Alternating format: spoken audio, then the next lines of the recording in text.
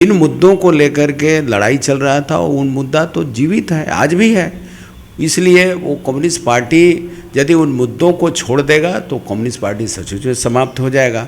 लेकिन उस मुद्दों को लेकर के आज भी हम लोग लड़ रहे हैं, आज सत्ता में है, सरकार में है, तब भी हम लोग जनता के जो सवाल हैं, मुद्दे हैं, वो लड़ रहे हैं। लेकिन पूरे बिहार में हम लोग सड़क के आंदोलन से, जनता के मुद्दों को आंदोलन से अपनी पहचान बनाया है।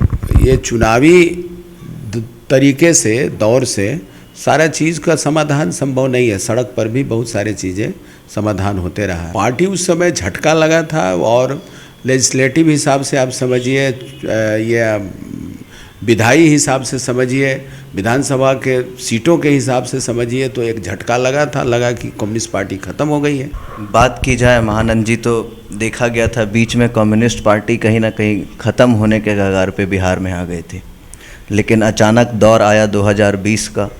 2020 के चुनाव में इतनी सीटें ला करके तकरीबन 19 सीट जो है जीती कम्युनिस्ट पार्टी। तो अचानक एक मतलब कह सकते हैं कि रिवाइव हुई पार्टी, कैसे देखते हैं? जैसे आप इसको चुनावी मानदंड के आधार पर, विधायक के आधार पर आप देख सकते हैं कि ये कम्युनिस्ट पार्टी समाप्त के कगार पर था।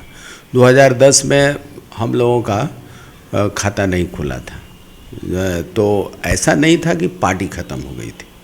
संगठन था और संगठन जिन मुद्दों को लेकर लड़ाई लड़ रही थी, पार्टी जो लड़ रही थी जनता के सवाल को लेकर के, तो ऑर्गेनाइजेशन तो था ही।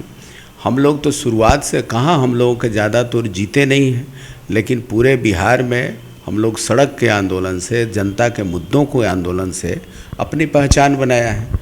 ये चुनावी तरीके से, दौर से सारा चीज़ का समाधान संभव नहीं है। सड़क पर भी बहुत सारी चीज़ें समाधान होते रहा है।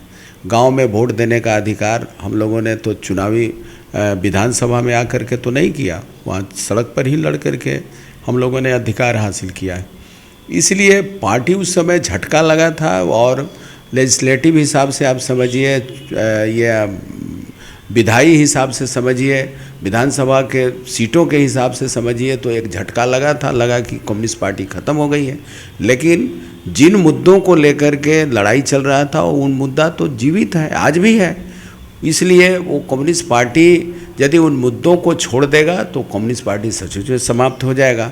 लेकिन उस मुद्दों को लेकर के आज भी हम लोग लड़ रहे हैं, आज सत्ता में है, सरकार में है, तब भी हम लोग जनता के जो सवाल हैं, मुद्दे हैं, वो लड़ रहे हैं। 10 के बाद जो है हम लोग लगातार उन मुद्दों को लेकर लड़ाई जारी रखा और फिर एक बड़े इशू को लेकर के समझौता हुआ। तो समझौता के बाद आधार तो है ही था, जनता के बीच कामकाज का असर था, जनता ने स्वागत किया, बेहतर स्वागत किया।